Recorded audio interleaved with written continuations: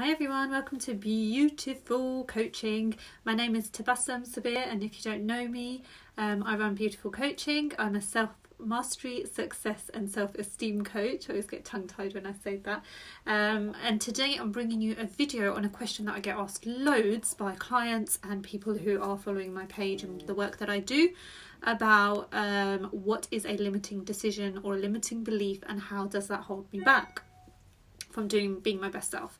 So limiting decision or limiting belief is something in your life that you believe it's basically a limit that you've placed in your life, and it may not even be yours. So let me explain that a little bit more in detail. A limiting decision could be something like somebody else can be successful by running their own business, but I can't be, because I just don't have that in me. That is a limiting belief. At some point in your life, or limiting decision, some point in your life you've made that decision or you've made that belief that has in your head you decided for you that you basically cannot do this thing that you think maybe other people can do. You see other people do it around you and you see people do it extremely successfully, but you've made this decision in your mind or in your head at some point in your life, it may not even be your decision, that you are incapable of doing something that you think that you can't do. And basically it's just a limit that you've placed on yourself. And there's lots of things that you can do to work around this. First of all is just taking a look and looking at examples around you of people that are very similar to you that have achieved things that you want to achieve. That's a great way to understand that limiting belief is just in your head, and kind of like something that is probably not a true representation of what's actually possible. So as an example, when I first started one of my businesses, and I used to see everybody in network marketing, I used to see everybody climb ranks, and I used to think everybody was really successful and could have a really successful business. I believed that was so possible for other people, but I didn't believe it was possible for me. Now, I've not always believed that, but at some point in my life I decided that success from running my own business wasn't for me, and it was a decision that was limiting me because I was passionate about running my own business, and I was really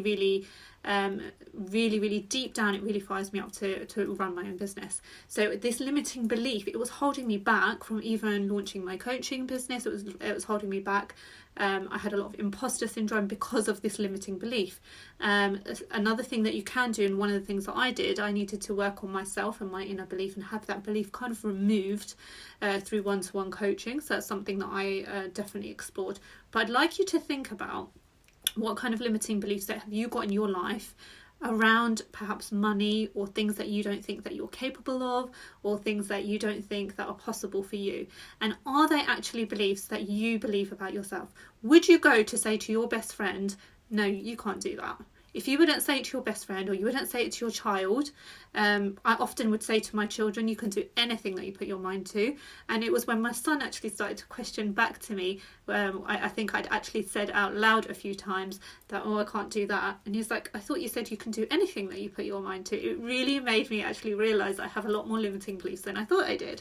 And I started to address those in one-to-one coaching. So that was really important. But the first step is really recognising those limiting beliefs and understanding that that they are just a limit that you've placed on yourself, and not something that perhaps I think what I'm trying to say, is it's a limit that you've placed on yourself, but at the same time it may be somebody else's limit that they've placed on you because something wasn't working out in their life. A lot of my clients have got people in their life that have said things around them, parents who've said that, you have to work really hard in order to earn a lot of money. That is also a limiting belief to some extent. There are plenty of people that work part-time. They do work extremely hard at what they do, but they work part-time hours, and they earn a lot of money, and anything is possible if you allow that possibility in.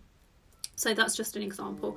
Other ways that you can also address your limiting beliefs are, you can speak to somebody who knows you really well, but and knows what you're capable of. That's a really good way. I had a lot of friends tell me what I was capable of for a really long time before I actually started to address my limiting beliefs and realise that they're in my own head, and they're things that I've kind of got myself, because I was going on a downward spiral, and I definitely needed some coaching because of my mindset. It's definitely something that I could address and then work on myself. So if you have any questions around this, I mean, I have had a lot of people inbox me about this particular question, so I just wanted to make it clear. This is what a limiting belief or a limiting decision is. You can change your limiting beliefs and your limiting decision if you feel like they're holding you back. It's a choice that you have. So if you have any questions, please do message me below, and if you're watching this back on replay, please #replay, and if you'd like more information on this, please do ask details for my group, and I'll send you a message, and you can join the group where I go into more detail about these topics. But thank you so much for watching, and I shall catch you soon. Bye.